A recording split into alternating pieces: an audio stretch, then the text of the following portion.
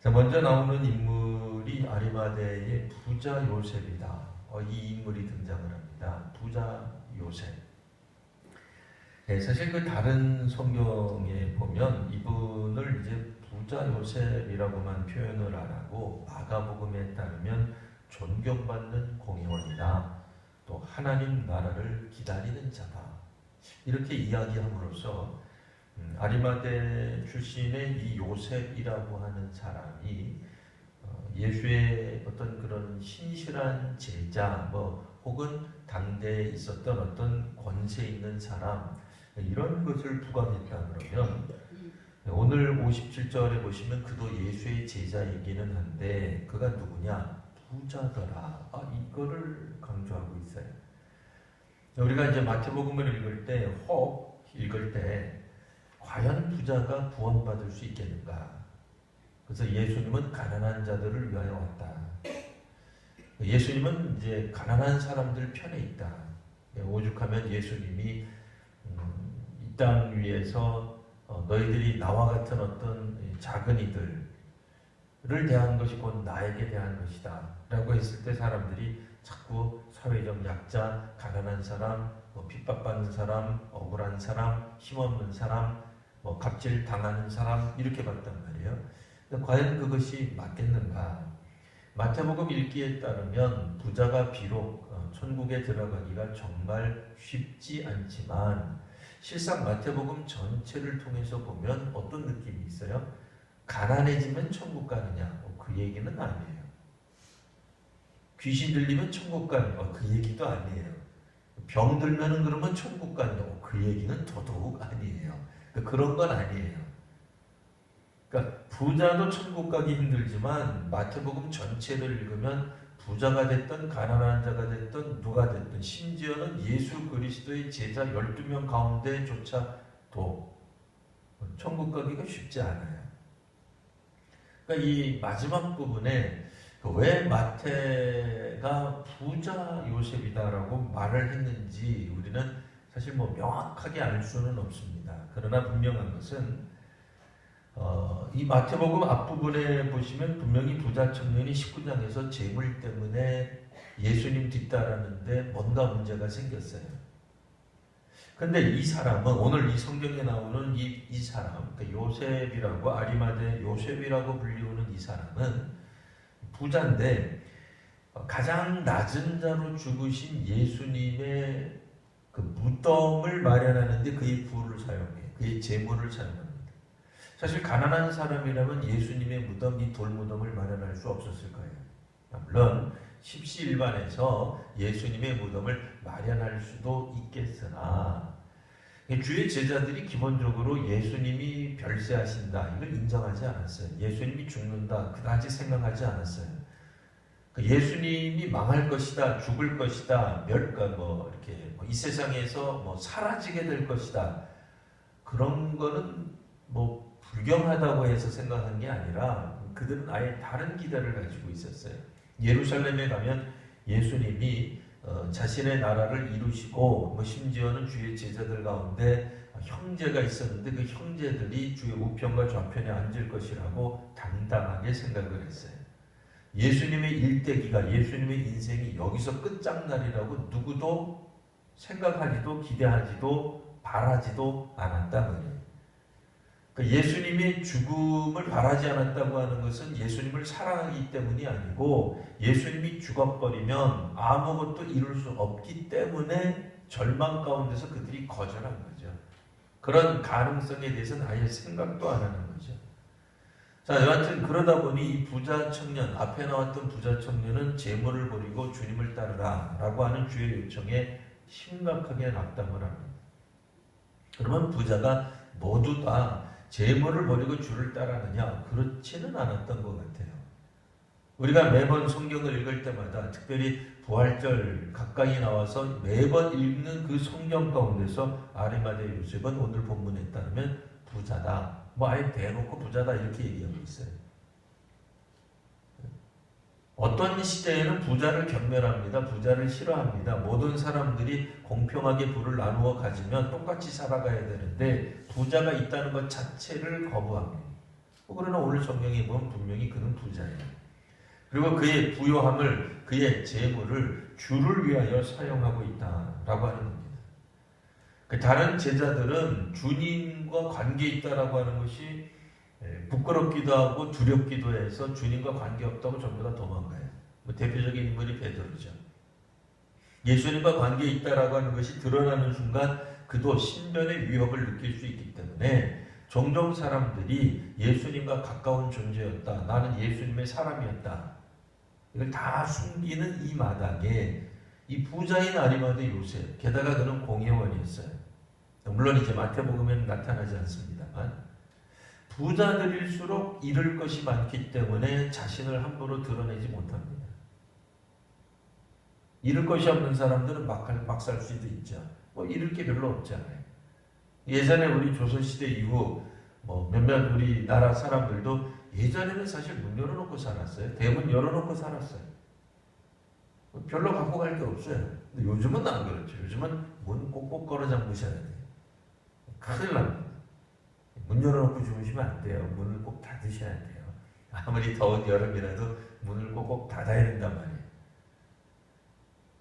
왜냐하면 빼앗길 것이 많다라고 하는 사람들 입장에서 이게 두려운 거예요. 그러니까 부자가 사실은 뺏길 게 많기 때문에 더 두려운 거예요.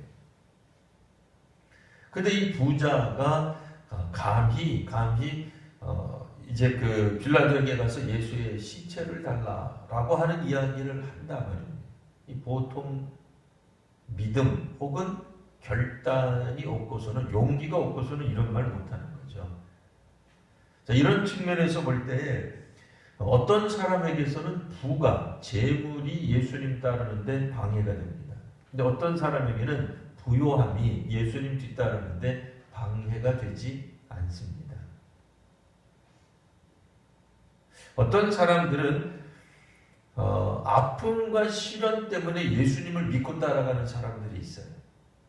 병 걸렸던 사람, 귀신 들렸던 사람, 사회적으로 비난받고 손가락질 당했던 사람, 그 사람들이 오히려 예수님을 뒤따라갑니다.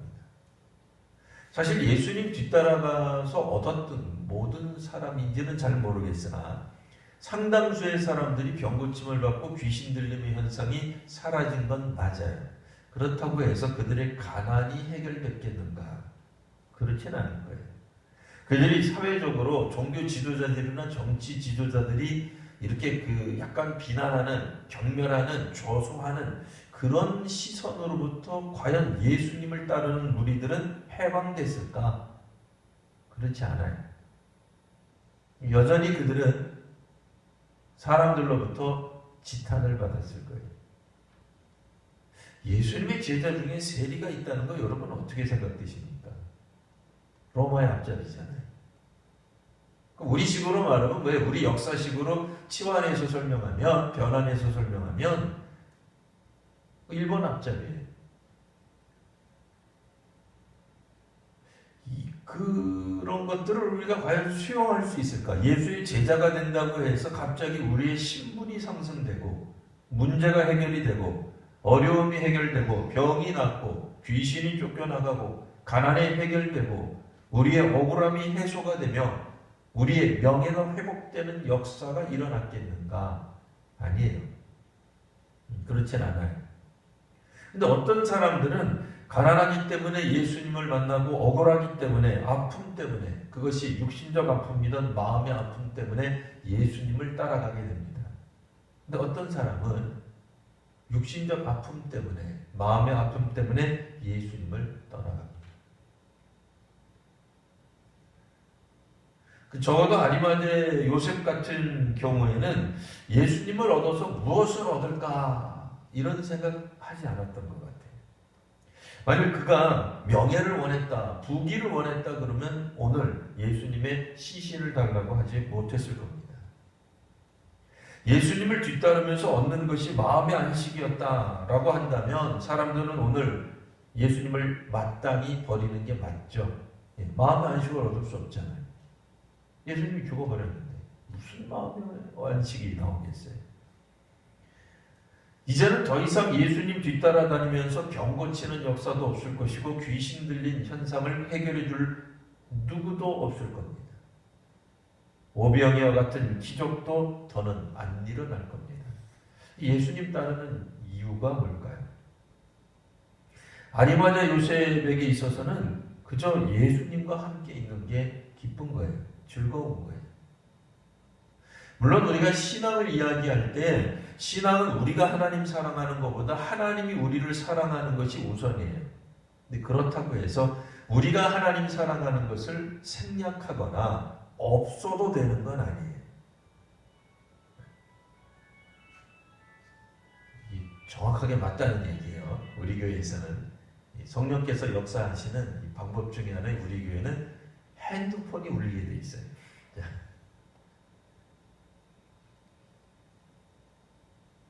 그러니까 만일 예수님 뒤따라가서 부자가 되는 것이다, 그거를 기대했다면 가룟 유다가 그런 짓을 안 했겠죠. 정치적 메시아를 기대했다면 그런 거 당연히 곤란하죠. 예수님이 그걸 못 해냈어요. 해주지 않으셨어요.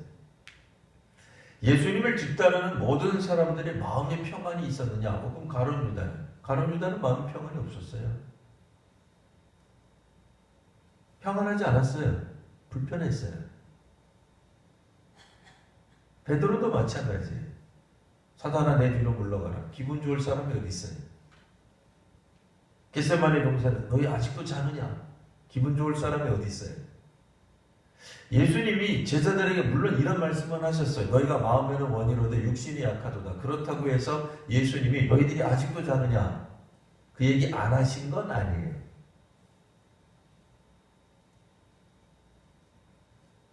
예수님이 물 위로 걸어오신다든지 여러 기적들을 행하신다든지 변화산 이후에 내려오셔서 물 위로 걸어오시면서도 나다 근데 왜 두려워하느냐 이야기하죠. 변화산에서 예수님과 예수님의 제자들이 내려왔을 때 나머지 제자들은 역사를 하지 못하고 있었어요.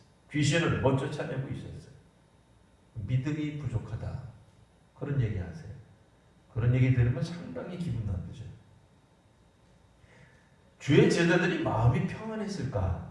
그런 걸 바라고 주를 따랐다라고 한다면 물론 종교의 기능 중에 마음의 평안이 있어요. 없는 건 아니에요. 사람들이 왜 종교를 찾느냐?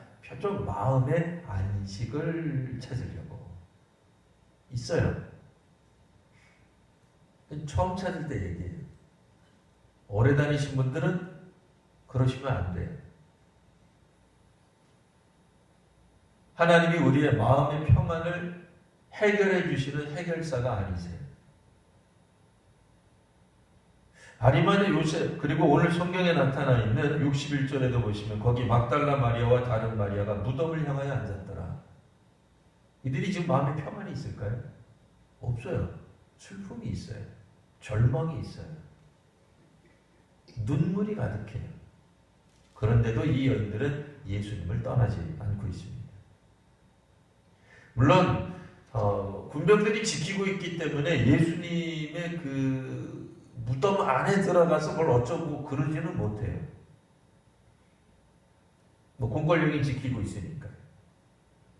그러나 그들이 할 수 있는 최대한 가까이 할 수 있는 장면에 그들이 있는 거예요.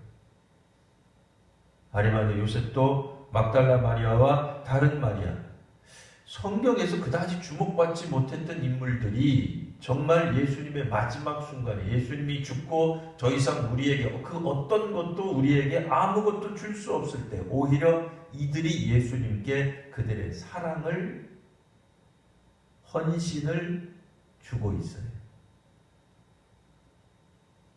똑같은 예는 아닙니다만 예전에 우리 선교사님들이 선교지에서 사실 엄청 퍼줬어요. 엄청 퍼줬어요. 그 좋은 선교는 아니에요. 그 물량주의 선교예요. 돈 선교예요. 어쨌든 한때 우리 한국교회가 그런 식으로 선교를 하던 때가 있긴 있었어요. 그러다가 IMF를 맞습니다. 이 1달러에 800원, 900원 하던 것이 근 2,000원대로 올라가 버렸네요. 선교비를 보낼 수가 없어요. 쉽지가 않은 거예요. 화폐 가치가 절반 이하로 뚝 떨어져 버렸어요. 현지 사역자들, 뭐 예를 들어서 한 사람 앞에 우리가 10만 원씩 나눠줬어요. 그러면 100만 원 사역비면 10명의 사역자들에게 나눠줄 수 있는 거예요. 근데 이게 갑자기 50만 원으로 뚝 떨어져 버려요. 가치가. 그럼 5명밖에 못 줘. 그럼 나머지 5명은 어떻게 되겠어요? 선교사로부터 재정 지원을 못 받는 거죠. 복지 혜택을 못 받는 거예요. 그럼 이분이 어떻게 되겠어요? 교회 문 닫아야죠. 어떻게 해요? 5명의 사역자들은. 근데 실제로 네팔에서 그런 적이 있었어요. 모 선교사님이 선교비를 이 자기 동력자들에게 조금씩 나누어주면서 수십 명의 사역자들에게 선교비를 쪼개서 그의 생활비를 쪼개서 그들을 현지 선교 지도자들을 현지 지도자들을 도왔어요. IMF가 되자 더 이상 도울 수가 없었어요. 선교사에 집값 내기도 어려워지게 됐어요. 상당수 선교사들이 철수했습니다. 혹은 그들의 선교를 중단했습니다. 근데 그 선교사는 나중에 와서 저한테 그렇게 강정하더라고요. 현지인들이 십시일반에서 선교사를 돕더래요. 그들도 어려워요. 네팔, 그러니까 뭐 여기 네팔 사람 안 계시죠? 그 전 세계에서 가난하다 그럴 때 둘째라 그러면 서러워할 만한 네팔 사람들이 들으면 되게 기분 나쁠 텐데요. 어쨌든 뭐 네팔을 무시하려고 하는 말은 아닙니다. 근데 참 가난한 나라예요. 그들이 돕기 시작하는 거예요. 그들이 할 수 있는 최선을 다해서 이제 선교사를 돕기 시작해요. 그게 있어야 돼요. 없어도 되는 건 아니에요. 그래야 선교가 지속될 수 있습니다. 마찬가지로 예수님이 그동안 3년 동안 사역을 하시면서 공생애를 가지시면서 베푸셨던 말씀들, 은혜들, 기적들이 있습니다. 뭐 짧다면 짧고 길다면 긴 세월이겠죠. 사실 뭐 3년이니까 얼마 되지는 않아요. 사람들이 예수님에게 받기만 하는 거예요. 받기만 하는 거죠. 가르침만 받고 뭐 은혜도 받고 오병이어 뭐 떡과 뭐 그것도 받고 다 그런 거예요. 정말 정작 예수님이 위기에 빠지고 죽게 되자 하나같이 버린 사람들과 대비되는 아리마다 요셉과 마리아들의 이름. 이거 대단한 거지. 이들은 예수님에게 뭘 바랄 수가 없어요. 무슨 기적을 바라겠어요? 예수님이 죽었는데. 뭘 더 이상 뭘 어떻게 바라겠어요? 게다가 그 시대에는 아직까지는 그러니까 지금 분위기는 예수님과 관계 있는 사람은 색출해서 한 번에 일망타진하려는 듯한 분위기잖아요. 사회적 분위기잖아요. 말도 안 되는 얘기입니다만 말도 안 되는 얘기로 미리 전제했습니다. 옛날에 우리가 촛불을 시위를 하고 그럴 때 나는 뭐 대통령 편이다. 그럼 어떻게 되겠어요? 어떻게 되겠어요? 분위기가 어떻게 되겠어요? 그 시대 그 분위기 속에서 그거는 같이 일방타진되는 대상이 돼버리는 거죠. 오늘 우리 시대로 말하면 대놓고 내가 적폐 대상이다 라고 말하는 거잖아요. 누가 그렇게 하겠어요? 그 분위기 속에서. 지금 그런 분위기예요. 근데 그 분위기 속에 아리마대 요셉과 여인들 몇몇은 용감하게도 자신들의 신분, 심지어는 이름을 드러내놓고 있다. 게다가 아리마대 출신 요셉은 부자였다. 부자기 때문에 가난한 사람들을 도울 수 있는 건 아닙니다. 마음이 있어야 됩니다. 물론 예수님을 뒤따르던 여인들은 그들이 할 수 있는 최상의 것은 시신을 가져다가 무덤을 만들 수 없어요. 그건 비싼 일이에요. 돈이 많이 드는 일이에요. 예수님 뒤따랐던 여인들은 돈이 그렇게 없었어요. 자신이 할 수 있는 섬김을 하고 있는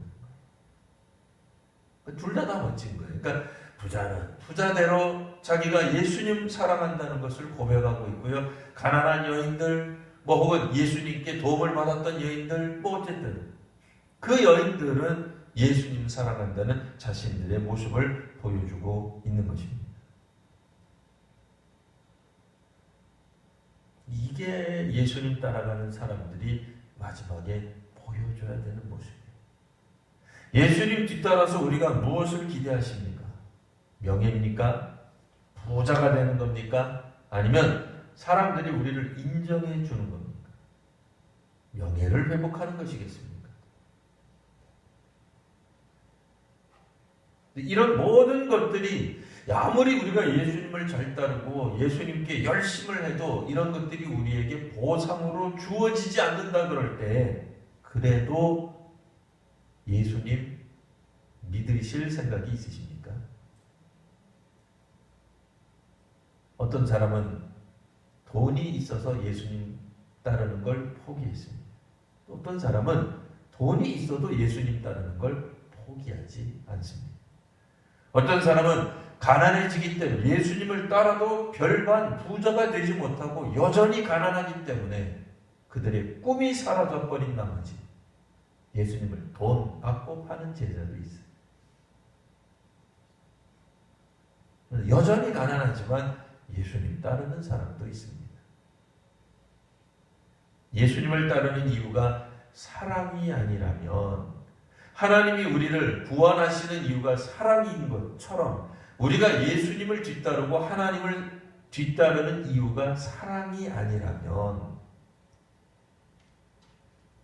무엇이든지 그 이유가 무엇이든지 사람들은 걸려 넘어지게 될 겁니다. 우리는 다른 종교인들보다 영적으로 놀라운 능력들을 발휘하지 못할 수도 있습니다. 실제로 그렇잖아요. 힌두교 분들은 힌두교 수행 방법 중에 하나가 요가예요. 우리는 돈 내서 하잖아요. 요가. 제대로 서 있지도 못하잖아요. 신체적으로 약하잖아요. 그러니까 타 종교인에 비해서 우리는 신체적으로 우아하지도 못해. 능력을 발휘하지도 못해. 그러면 우리가 건강해지고 스트레칭하고 그게 만약 우리가 예수님 따라서 얻어야 되는 기대라면 신을 믿는 종교를 갖는 이유라면 기독교보다 더 좋은 것을 제공하는 종교들이 있다 그 얘기예요.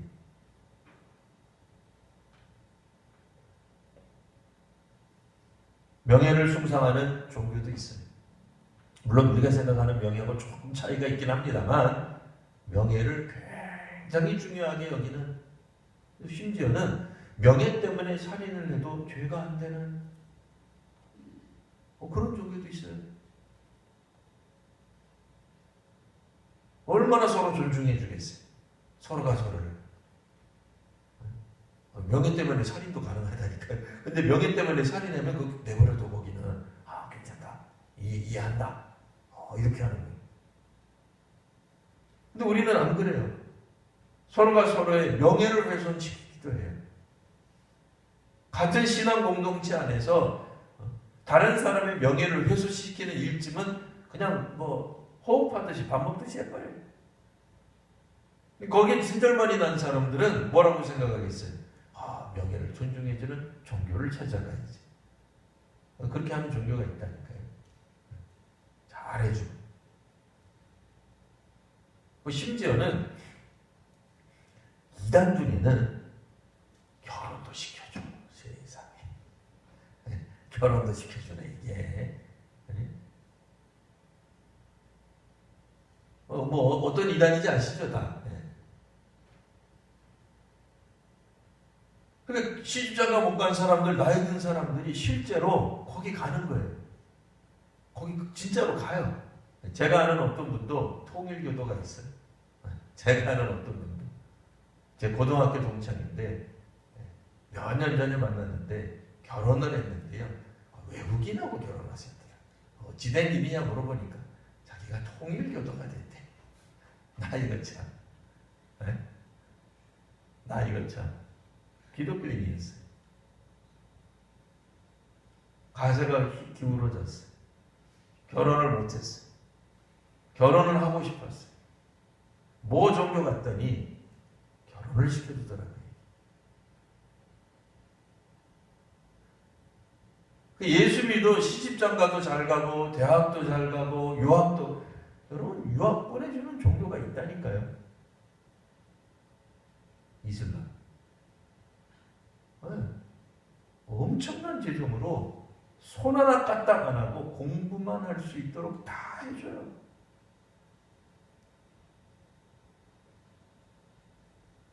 세계 유명한 대학에 다 보내줘요.